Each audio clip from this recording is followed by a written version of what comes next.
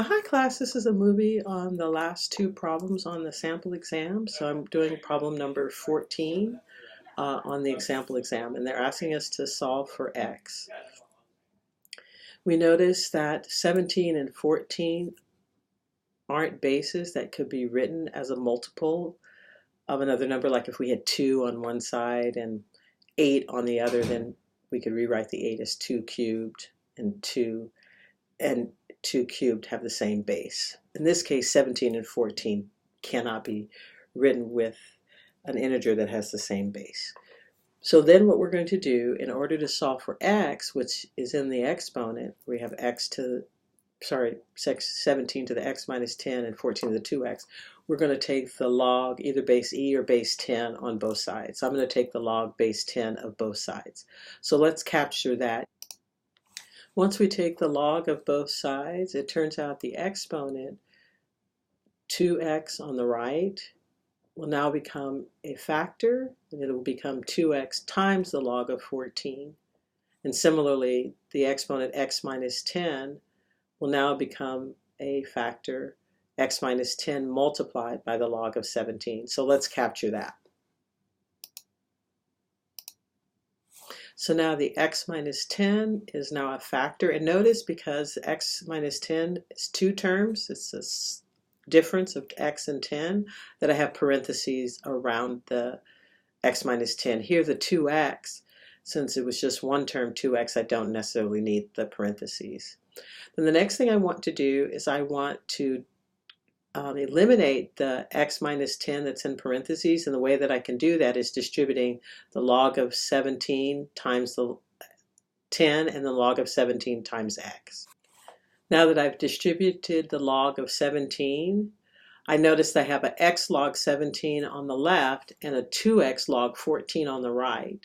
So I want to have the x terms all on one side. So I'm going to subtract the 2x log 14, or actually I could subtract the x log 17. Yeah, let's do that. Let's subtract the x log 17 from both sides.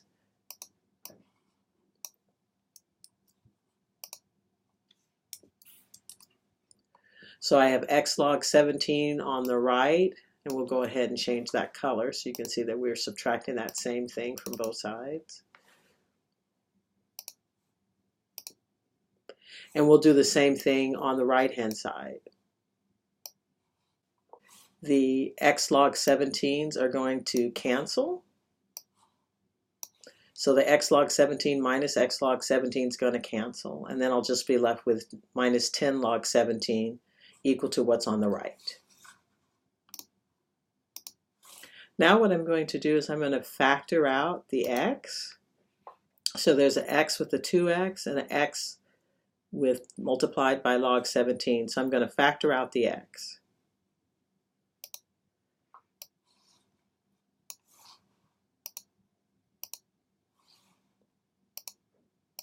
So when I factor out the x, we'll no longer have it there with the 2 and no longer have it as a factor of log of 17.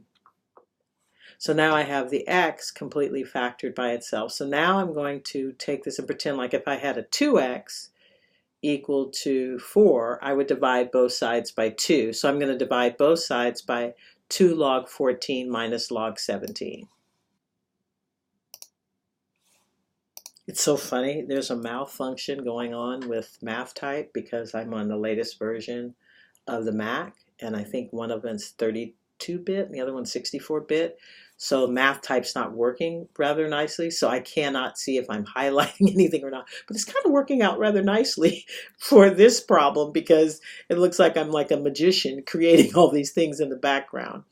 So we can see that the 2 log 14 minus 7 and the 2 log 14, minus 17, and 2 log 14 minus log 17, they're going to cancel on the right-hand side. So when they cancel, then we finally have our answer for x. And so we have our answer. It's minus 10 log 17 over 2 log 14 minus log 17. And I really don't need that second set of parentheses, 17.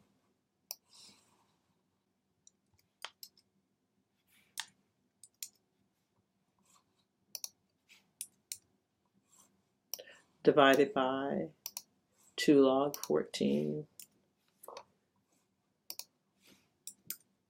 minus log 17. And if you use LOG or LN, both of those answers would still give you the same value if you were to evaluate them using a calculator. So rather you use log base 10, which we express as LOG, or log base E, which we express as LN, you'll get the same value for X. So now, uh-oh, something's wrong. There's nothing on linear programming. This is not going to be on there. This is going to be a linear programming problem. I am so sorry. Yeah, I apologize. All right, so I'm going to stop this, fix this test, send out an announcement that the last problem should be a linear programming problem because there was not one on here, and that is an error. Alrighty, thank you so much. I hope this movie short, and I hope this short movie was helpful for the sample test, and I'm going to fix problem number 15.